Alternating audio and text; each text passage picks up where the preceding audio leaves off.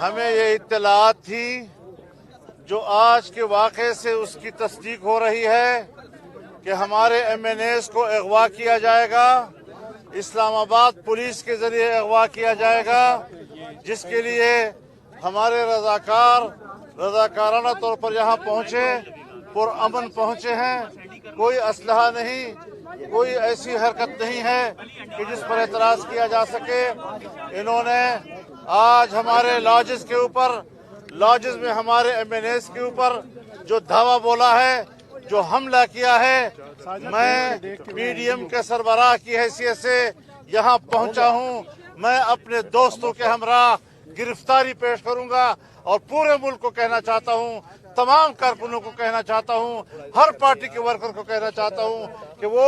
پہنچ سکے تو اسلام آباد پہنچے، ورنہ اپنے اپنے شہروں میں روڈ بند کر دیں،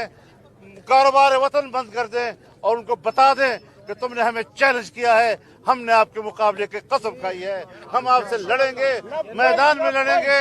اور انشاءاللہ کارکن جہاں بھی ہے ہماری آواز پر لبیک کہتے ہوئے گھروں سے نکل آئیں اور اس ظالمانہ، جابر، نالائق، نااہل حکومت کے خلاف جس جگہ پر بھی ہو پرامن جنگ شروع کر دیں، احتجاج شروع کر دیں۔